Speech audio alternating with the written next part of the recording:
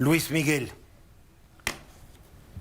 A ver, en estos días después de la elección se le ha puesto mucha atención a los mercados y yo creo que hay dos lecturas hablando de la polarización que no corresponden a la realidad, cuando no radicalmente. La primera es lo que pasó el lunes, que fue una caída muy fuerte de la Bolsa Mexicana de Valores, la Bolsa Institucional de Valores, una depreciación del peso. Ayer subió 3 puntos. Y básicamente la lectura Hoy era ya subió 1.7. los mercados están preocupadísimos, Luego después bastó que hablara Rogelio Ramírez de la O para calmarlos. Yo diría que no es ni una cosa ni otra. Entre los mercados y los sucesos políticos hay una especie de diálogo, con frecuencia un diálogo con muchísimo ruido, en donde vamos a tener en los próximos días, semanas, quizá meses, algunos de estos episodios.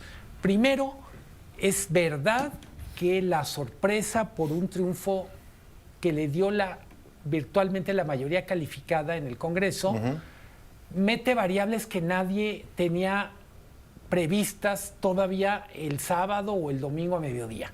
Por ejemplo, que algunas de las reformas del plan se efectivamente apliquen. Yo creo que hay dos que ponen muy nerviosas. Una tiene que ver con sector eléctrico, lo de declararlo estratégico y por tanto permitir, sin que haya contradicción constitucional, que sea un monopolio la CFE. Obviamente el otro tema tiene que ver con la Suprema Corte y Poder Judicial, en parte porque muchas de las controversias hasta ahora han estado detenidas o rechazadas, aprobadas dentro de la Suprema Corte, no dentro del Congreso. ¿Qué creo que tenemos que tener en cuenta? Por supuesto que los mercados van a opinar de lo que pasa en México. No podemos alegrarnos de que lleguen inversiones récord, inversión extranjera récord, y pensar que este dinero que llega no implica algún tipo de compromiso, Claro, algún tipo de obligación. Claro que lo implica.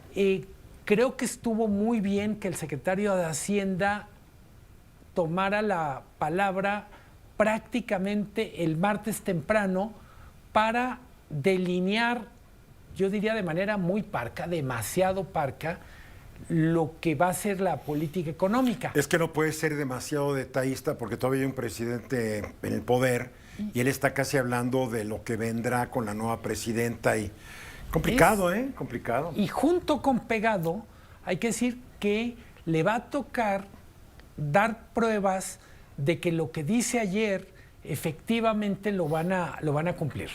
Por ejemplo, que efectivamente el gasto público se modere, se ordene, se equilibre respecto a los ingresos en el 2025. Que ya venía considerado en los criterios para el año entrante. ¿No? Es más fácil decirlo que hacerlo. Cualquier ama de casa, padre de familia que nos esté escuchando sabrá que dice, a ver, para el año que entra vamos a bajar el gasto, y una vez que lo quieres hacer, pues resulta que ahí chilla alguien, en otra tú dices, oye, pero es que yo ya quería hacer esto. No les va a quedar de otra. Ese es... No les va a quedar de otra. El tema es de dónde va a recortar. Lo que yo quisiera enfatizar es, lo de lunes no es una cosa que haya ocurrido por primera vez y no es la última vez que va a ocurrir.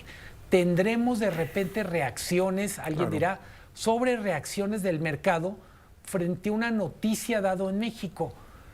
El hecho es que en muchos casos, cuando hablamos de los mercados reaccionaron, estamos hablando, por ejemplo... Que son los inversionistas. Cuando hablamos de los mercados, estamos hablando de la gente que mueve la lana alrededor del mundo. Y de repente me puedo imaginar a alguien en Hong Kong, en Londres, en Frankfurt, diciendo, oye, ¿cuánto dinero dices que tenemos en México?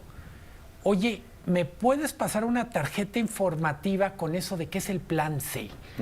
Por favor, avísame qué sabemos de Claudia Sheinbaum. El que para nosotros sean temas, yo no sé si cotidianos, pero frecuentes, se nos hace olvidar que en un mundo globalizado... Todo se sabe. Todo se sabe, pero todo se sabe a la mitad, del mismo modo que los periodistas de Chihuahua están bastante confundidos respecto a Oaxaca, pues en los mercados pasa lo mismo, pero a nivel global. Mira, hoy la bolsa creo que aumentó 1.7%, había perdido 6, ayer ganó como 3 y pico. Entonces, O sea, después de perder 6%, ya va para arriba otro casi 5%. El peso hoy arrancó y amaneció en 17.658, ya cerró en 17.5087. O sea, hoy ya la tendencia fue a la baja.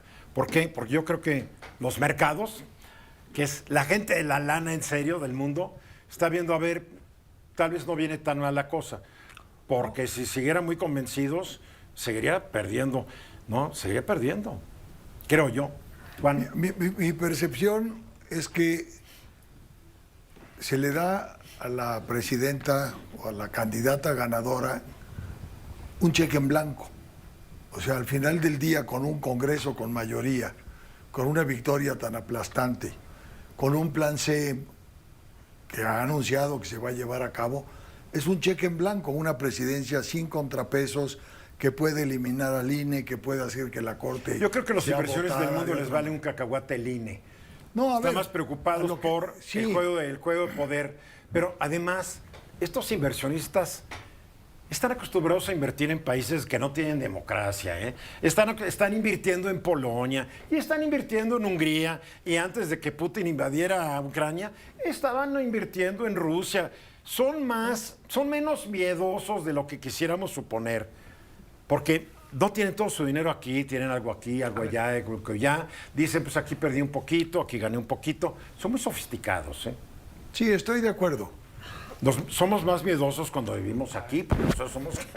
Además no tenemos tanta lana para poner en juego, ¿no? los mercados no van a cumplir un papel de superhéroe para venir a resolver lo que no funcione No, para nada. ni de la democracia en las instituciones mexicanas.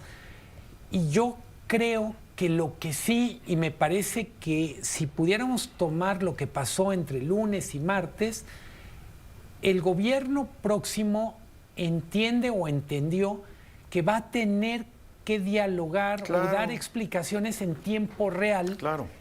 por este y por muchos temas. Mira, la salida de... El secretario de Hacienda es respetado internacionalmente, porque al ser secretario de Hacienda era un economista muy bien prestigiado como asesor de economía de grandes empresas y de gobiernos, etcétera. El señor Rogelio Ramírez de Lao. Desde la- Entonces, cuando él sale y dice va a haber prudencia, va a haber disciplina fiscal, etcétera, etcétera, tú ya lo dijiste, la prueba de fuego es que lo cumpla, Y pero no le queda de otra, ¿eh? es el presupuesto 2025. Yo diría, hay dos hechos relevantes para las próximas semanas. Uno es presupuesto 2025, que es un asunto interno, y el otro es elección de Estados Unidos. En las dos vamos a ver volatilidad de los mercados, Claro. probablemente. En la elección de Estados Unidos yo diría seguramente van a moverse los mercados, vamos a ver al tipo de cambio moverse, y en el caso del presupuesto esperemos que cumplan lo que prometan y no generen volatilidad. Y curiosamente en Estados Unidos vamos a ver que si hay grandes oportunidades que gane Trump, se van a ir para arriba. O sea, nosotros diciendo, hijo, qué friega, pero la gente del dinero quiere que gane Trump, porque es un hombre que desregula mercados. Caray, cada quien habla, ¿no? Pero en fin, vamos a los mensajes.